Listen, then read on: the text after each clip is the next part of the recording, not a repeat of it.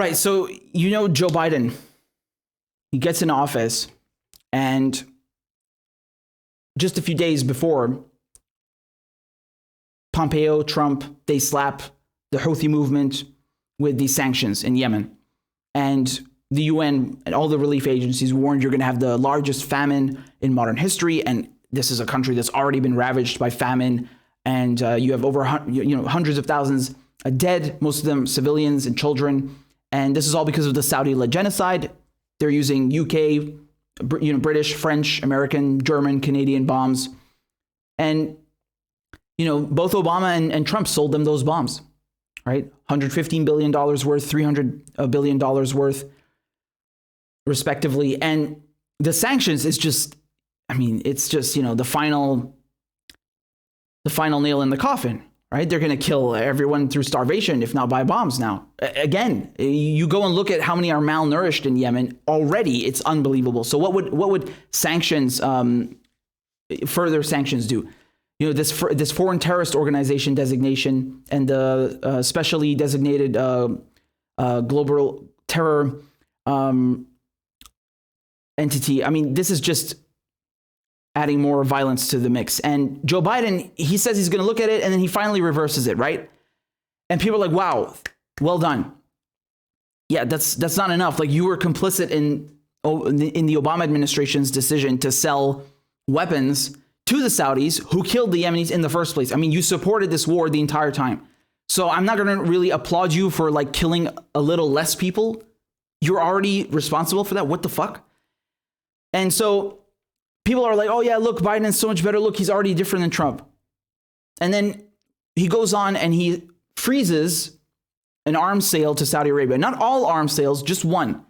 And when I was talking to Rania Khalik, she told me that this is normal procedure. When a new administration comes in, they just review all of these sorts of things, right? It's just an administrative process. It's not because they actually had an epiphany and a light bulb moment and a sudden change of heart and grew a conscience. No. And now, just to further show you that the Biden administration is going to keep on supporting Saudi Arabia, look at this shit. So they say Biden team considering a halt to offensive arms sales for the Saudis. Okay. So, this is from US News, but you can see this from a bunch of outlets reporting this. And they're saying President Joe, this one's from Reuters. President Joe Biden's administration is considering the cancellation of arms deals with Saudi Arabia that pose human rights concerns while limiting future military sales to defensive weapons as it reassesses its relationship with the kingdom. 4 sources familiar with the administration's thinking said that after pausing $500 million in arms deals with Saudi Arabia out of concern over casualties in Yemen earlier this year, officials are assessing the equipment and training included in recent sales to determine what can be considered defensive. Wow, those deals would be allowed. That really, that's just wonderful, right? Just like when Joe Biden bombed my country 2 days ago when he bombed Syria, and he called that a defensive airstrike, even though Syria is on the other side of the planet. Syria has never bombed the United States. Syria is not at war with the United States. Syria has done nothing to the United States. And that was called defensive by these people. And now these people are going to come along and tell you that they're also going to decide what constitutes defensive weapons for the Saudis who are murdering the Yemeni people and committing genocide against them. Oh, and the kicker, it's the same people who were there the first time round during the Obama administration when the war started and fully supported it. Wow. Oh, they really inspire a lot of confidence. I put my full trust in them, right? I'm so certain they're going to do an immaculate job, right? They'll be really consistent. They will scrutinize the Saudis like you would not believe. Wow. It's not like we've seen the United States use the word defensive, right? Or Israel use the word defensive in the context of aggression when they are the aggressors, right? It's not like the United States and their allies do that all the time, right? They go to a country on the other side of the planet, murder its people, starve them, bomb them, occupy them, and then call it defensive.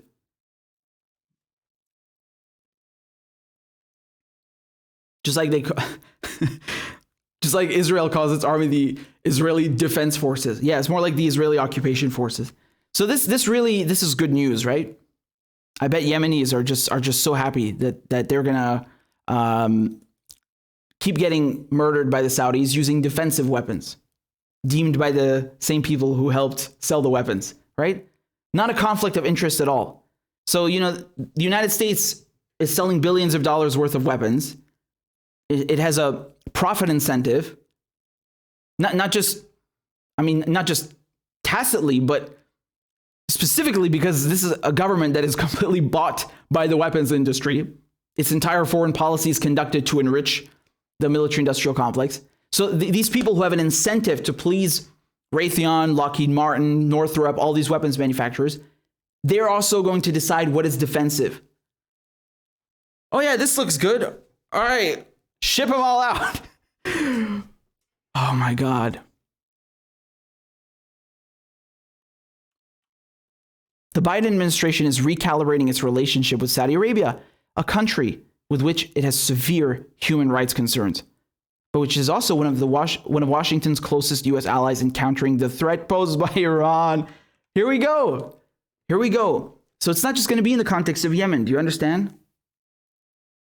Apparently, every time an Iranian breathes or coughs, that's a threat to the United States and Israel and Saudi Arabia, right?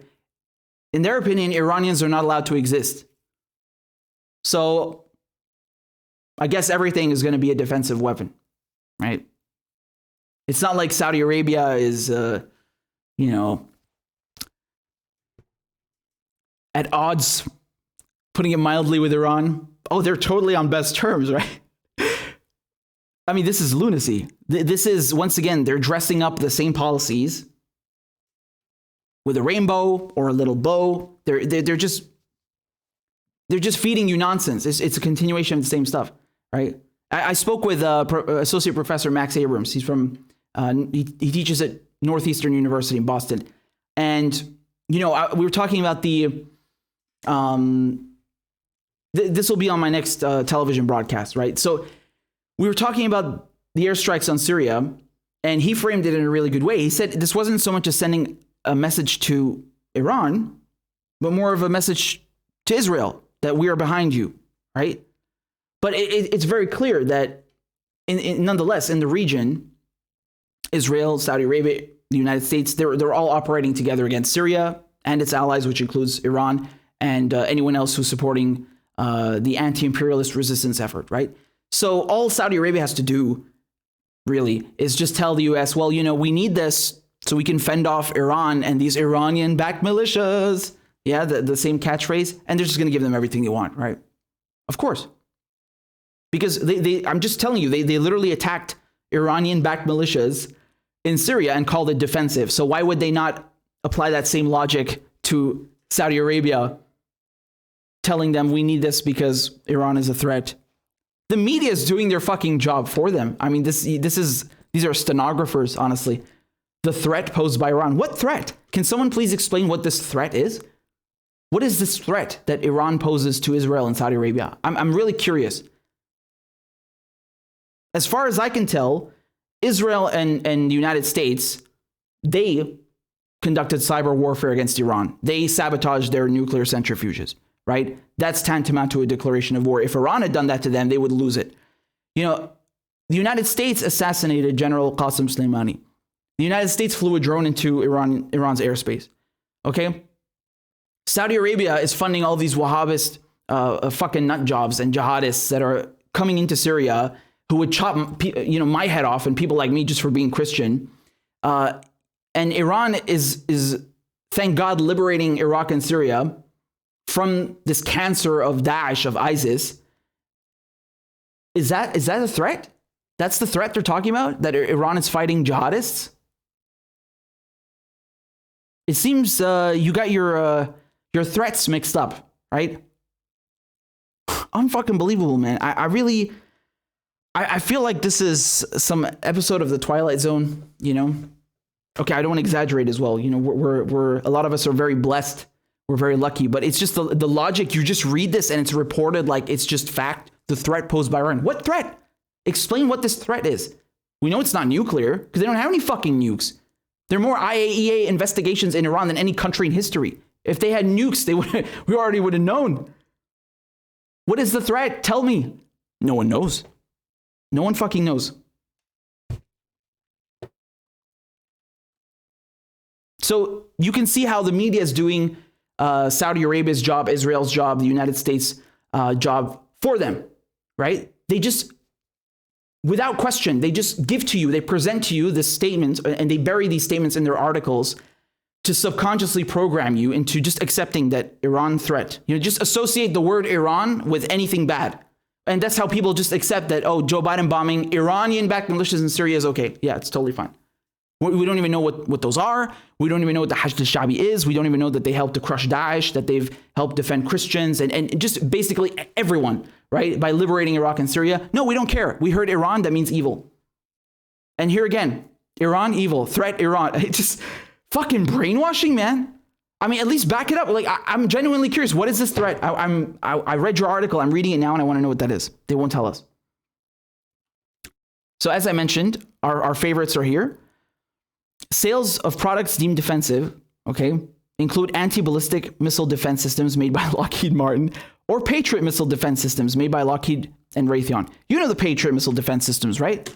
So what's their range again? I think it's around 200 kilometers. Around 200 kilometers. These are surface-to-air missiles. This is the counterpart to the Russians' S-400 or S-300 systems, right? S-400 is a bit better, if I recall correctly. You can launch missiles that have different ranges, short range, long range, etc. I think theirs goes up to 400 kilometers, the longest one. So my point here is going back to the Patriot missile defense system. You know, this is just another excuse for the Americans not just to make money, but also to, you know, create buffers, right? They'll go into Poland, for example. They did this with Poland and just put up a barrage of surface-to-air missiles, you know, to contain Russia, right? And now they'll probably do the same thing to contain Iran, right? As if they don't already have 10 million military bases surrounding them. It's unbelievable, right? You have your government being run by motherfuckers who work at private corporations that make weapons to kill people and, you know, nut jobs in Israel and Saudi Arabia. These are the people running your government. You have no say in your government. It is completely eviscerated. This is lunacy to think that you have a say in your government. It is completely bought and sold off. Fucking forget about it, you know? And I can say the same thing about the UK, right? Of course. They're also profiting from these arms sales.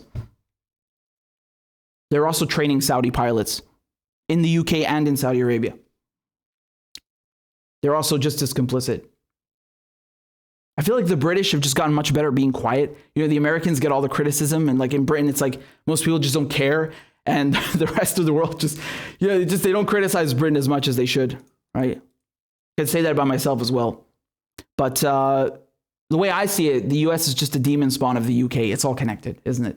So, you know, it's like, I sometimes laugh because what is that phrase again from the revolution? No taxation without representation. Okay, so you got rid of the British king and you just replaced the British monarchy with other assholes who are also mostly descendant from England, from Britain, who are still taxing you and representing you perhaps even less, right? So basically, I mean, nothing changed. Nothing changed.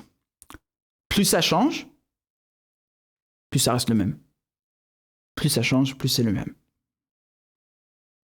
So they're also talking here about these Boeing munitions, GPU-39. I don't know what those are, man. I'm not familiar with those. But, you know, just speaking of munitions they've sold, I remember the Obama administration at one point decided to stop selling cluster bombs to the Saudis. Don't you love that? It's like, yeah, we'll sell you the regular bombs, which kill Yemeni people and destroy their fishing villages, but we won't sell you cluster bombs. I mean, yes, there is a case to be made, although I don't know what the point is, because bombs are bombs. They're bad. They still kill and maim people. But, you know, with cluster bombs, they're particularly evil. I mean, just to show you a picture, I think I've demonstrated this to you before.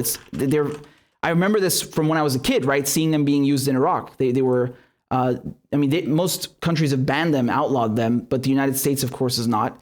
And or I think they have, but they're just producing the last ones, right? It's like, just a little more. So these are cluster bombs. It's a lot of bombs inside of one, and they go all over the place, and they have a really high dud rate, I think of 1%. And you might be thinking 1% is not a lot, but yes, it is a lot. So, you'll have some of them that go unexploded.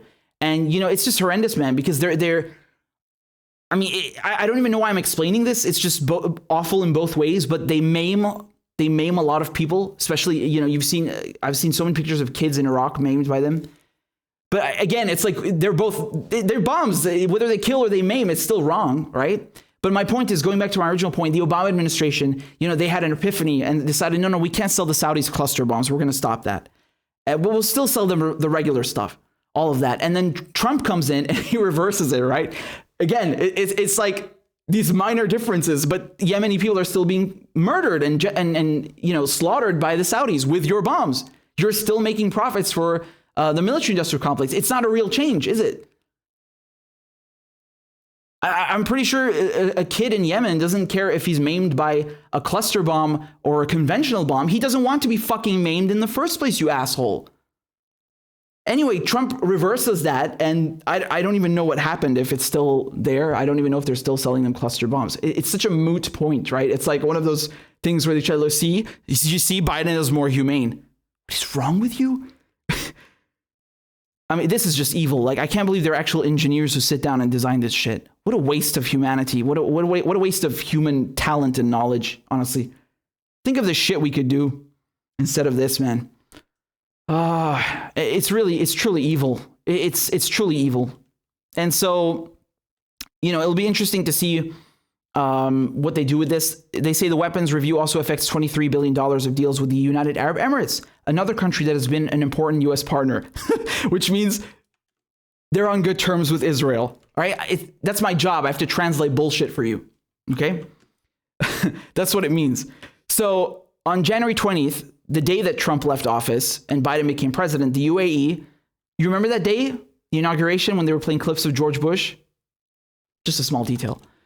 On January 20th, the day that Trump left office and Biden became president, UAE signed agreements with the outgoing administration to buy up to 50 F-35 jets. They got conned. 18 armed drones and other defense equipment in a deal worth $23 billion. Wow. That sale, which the Trump administration justified as allowing the UAE to deter Iranian threats. Here we go fucking again.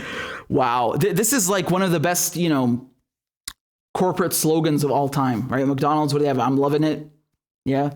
And for the weapons industry, countering Iranian threats. That's the best, that's the highest selling slogan in corporate America, right? Unbelievable.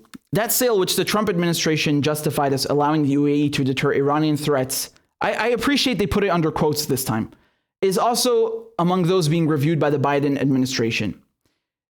Now, this is an interesting part. They say that Congress had voted to block the UAE deal out of concern that it was being rushed through without sufficient assurances that the equipment would not fall into the wrong hands. But the Republican-controlled Senate did not override his veto. All right, again, you want me to translate this for you? Let me translate. Israel was pissed off that the United States was going to sell the UAE the same jets the same jets that Israel has, right? F-35s, among others. So, the F-35, Christ, that's a whole other story in of itself. I mean, it's a dud. It's a failure, right? I don't think there's any other airplane that they spend more money on in recent history, and it has so many problems, but somehow they keep managing to sell them. I remember Britain bought a bunch of them. They have A, B, and C variants. One of them is for aircraft carriers, and Britain didn't even buy those, I think. So anyway, Israel was pissed off. So that's what it means here, right? I mean, it's not a secret. There are tons of articles about it. Israel was saying like, no, you cannot give these Arabs that we just normalize ties with, right? We're friends. Yeah, don't give them any of those F-35s. Don't you love Israel? It's like normalizing ties with them just means being their bitch. So apparently, we're going to engage in trade with each other and establish diplomatic relations and just treat each other like normal countries. But yeah, not really. Don't you love that? It's so funny because, you know, the UAE, I mean, to be fair, most of the people in the UAE are not even from there. 80% are like foreigners or something. It's true. You know, it's like, nonetheless, they went ahead and established ties with Israel, you know, and turned their backs on the Palestinians and the Arabs, and gave away any leverage they had, and just get cucked immediately by Israel, you know, because they thought, yeah, if we normalize ties with Israel, surely America will sell us weapons. And it's true, America wants to sell them weapons, but Israel is not happy with all of those weapons. Did you love it? You got to laugh at it. It's really funny. So anyway, this is really just another continuation of the same old. I mean, call me crazy, but I think the job of a president should not be to be a fucking salesman for the military-industrial complex or private corporations. That's not your job, okay? Your administration's entire job is not to cater to other countries by selling them weapons, especially if they are murdering and committing genocide against other countries, right? I mean, it's literally in their law. It's in U.S. law that you can't sell weapons to genocidal regimes, Saudi Arabia, and yet they just do it, right? It's like, whatever. What is illegal, they will either ignore or make legal, right? That's the only consistent thing in Washington, D.C. and in Whitehall, yeah, in Whitehall. So yeah, nothing surprising here. And again, it just goes to show that this idea that Joe Biden is ending U.S. support for the war in Yemen is complete bullshit. Because what does defensive mean, right? They just bend that term to mean whatever they want it to mean. And, you know, even in the first announcement, they said that, you know, they're going to withdraw U.S. support, which, you know, refers to military support, which refers to, you know, drone strikes and you know, direct intervention, which is what they've been helping the Saudis with. But they don't make any mention of intelligence. Like, is Joe Biden going to cut intelligence support and cooperation with the Saudis in terms of this conflict in Yemen, this genocide? Is he going to cut off, I don't know, allowing them to use their, you know, bases as pit stops or refueling? What about logistical support? What about political support? Like, what if, for example, tomorrow morning, you know, we have a UN Security Council resolution, we have a vote on the table. I mean, are you also going to support them in that? But you cut off military support, so it's okay. But you'll still support them in every other way, politically, you know, logistically. What does that mean? Who the fuck knows? Well, apparently it doesn't mean anything, right? I mean, they're not even going to cut off all military support. They'll still sell them weapons as long as it's defensive, right? Once again, Joe Biden, continuation of the same old shit. Just paint a bunch of rainbows on it, right? Just do exactly what Trump did and Obama and Bush and just call it something else. But it's the same shit at the end of the day, right? They're never going to hold Saudi Arabia accountable for murdering Khashoggi. They're never going to hold Saudi Arabia accountable for their genocide in Yemen. They're never going to hold them accountable for sponsoring terrorism across the world, right? Exporting Wahhabism. They're never going to do anything. It's no surprise. There's nothing new. They're allies, remember? It's okay if our allies do naughty things. It doesn't matter. But those fucking Syrians and Iranians, if they do any shit.